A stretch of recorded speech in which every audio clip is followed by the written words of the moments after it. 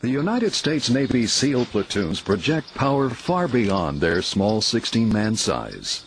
The success of their mission doesn't just rely on weapons or technology, but on the specialized training of the individual SEAL operator.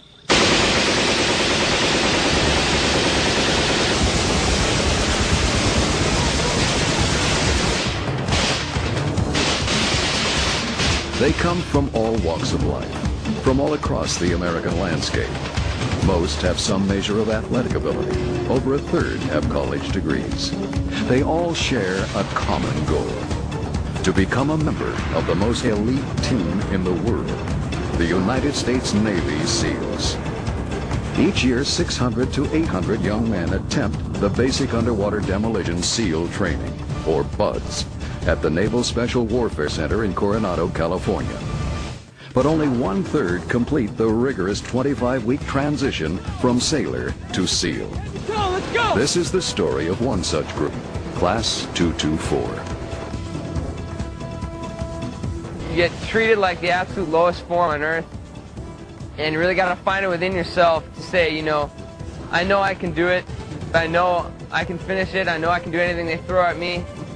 That's where it builds character. You find out if you got it in yourself, if you can just block everything out and just focus on that brass ring, of getting through the 6 months of hell. First phase is really the phase that's going to separate the men from the boys. These guys come here, they really don't know what to expect, so we're going to push them. We're going to push them hard. We're going to see what they have. And the guys that want to be here, no matter what we do or say, they want to be a SEAL, they're going to be a SEAL. That's all there is to it. Physically, BUDS is a real butt kicker. Just having the mental fortitude of not only trying to get through the PT sessions, but also getting through the lack of sleep, having instructors on your back, being hurt all the time. All those things start taking a play in it during the day, and it's just having the idea of there's nothing that's going to stop me from finishing this training or finishing this evolution. That gets you through it.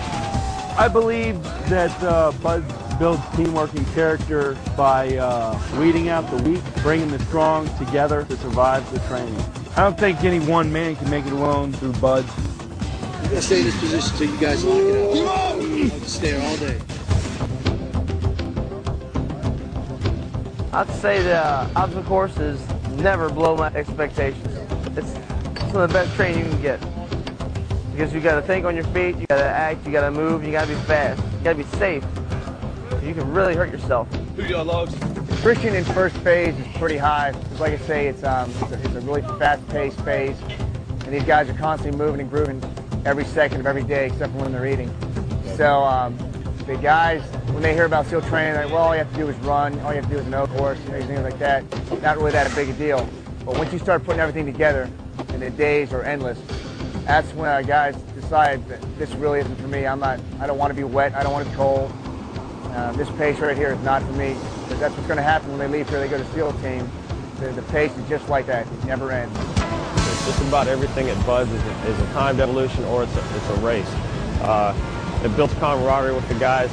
They take their boats and they'll race out through the surf zone. Sometimes the boats will flip over on them because the surf gets so big. It's quite an experience to be paddling a rubber boat and facing an 8-foot wall of water coming at you. It's just going to destroy you and send you tumbling around. And there's almost like a washing machine effect in the water. What we're looking for from a recruit, number one, he has to have the physical skills to complete the training. Two, he has to have the mental aptitude, because we're not just a bunch of knuckle draggers. You have to have some mental skills as well. 4210. We don't look for any kind of personality. There's all sorts of different kind of personalities in the teams. But we're looking for a guy that's willing to sacrifice and can work well with others in a teamwork environment. I think the evolutions that cause most problems are the water evolution. Some of these kids are from Wyoming, different places where they haven't even seen the water, or at least the surf zone. They're not really too comfortable in the water. And you're doing drown proofing where your hands are tied behind your back, your feet are tied up. They don't like that.